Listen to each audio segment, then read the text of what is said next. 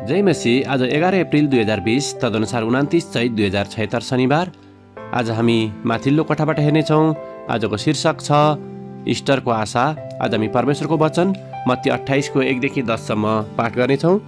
सबातपछि साताको पहिलो दिन रिमरिम उज्यालो हुँदा मरियम मग्दलिनी र अर्की मरियम चिहान हेर्न आए।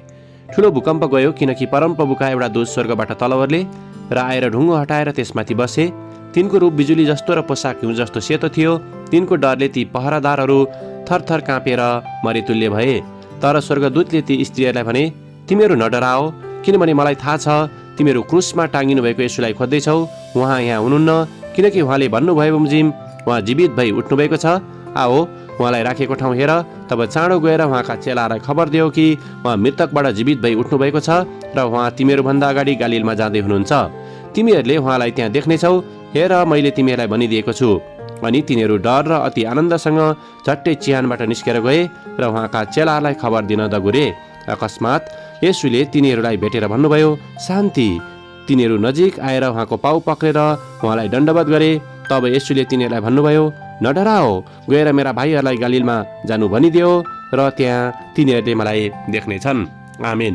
अनि लेखिका दोस्रो कोरिन्थी 4:18लाई यहाँ जोड दिनुहुन्छ। हामी दृश्य कुरालाई होइन तर अदृश्य कुरालाई हेर्छौँ, किनभने दृश्य कुरा क्षणिक हुन्छन् तर अदृश्य कुरा चाहिँ अनन्तसम्म रहन्छन्। आमेन।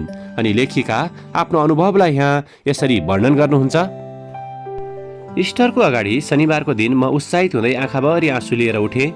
मैले भर्खर मात्र मेरो जागिर छोडेको थिएँ र मैले मेरो बाँकी जीवन सेवाकाईमा बिताउने निर्णय पनि गरेको थिएँ, जहाँ मेरो अगाडि निकै चुनौतीहरू थिए।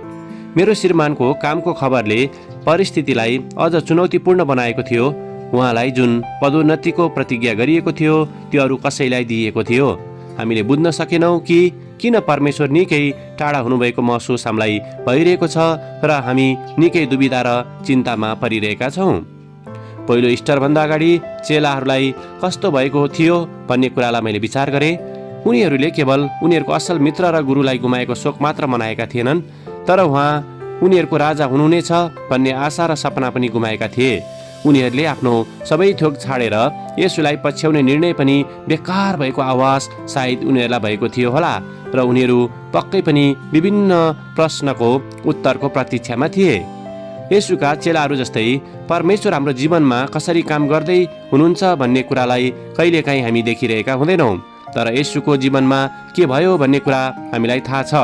अन्योलता, चिन्ता र शनिबारको अँध्यारो दिनमा पनि परमेश्वरले संसारमा काम गर्दै हुनुहुन्थ्यो र उहाँले हाम्रो निम्ति त्यही आइतबार पुनरुत्थान भएको दिनको बिहानी येशूद्वारा पाएको नयाँ जीवन दिनुभयो। आमेन। आजको विचार, मैले नदेखे तापनि परमेश्वर मेरो जीवनमा काम गरिराख्नु भएको छ। प्रार्थना। प्यारो प्रभु येशू, हामी ती व्यक्तिहरूको निम्ति प्रार्थना गर्दछौँ जो शनिबार तपाईँ चिहानमा हुनुभएको दिन अन्योलता र पर्खाइको समयको सामना गरिरहेका छन्। हामीलाई इस्टरको आशा दिनुहोस्, येशूको नाउँमा। आमेन। आजको लेखिका एरिका स्मिथ, टेनेसी, अमेरिका।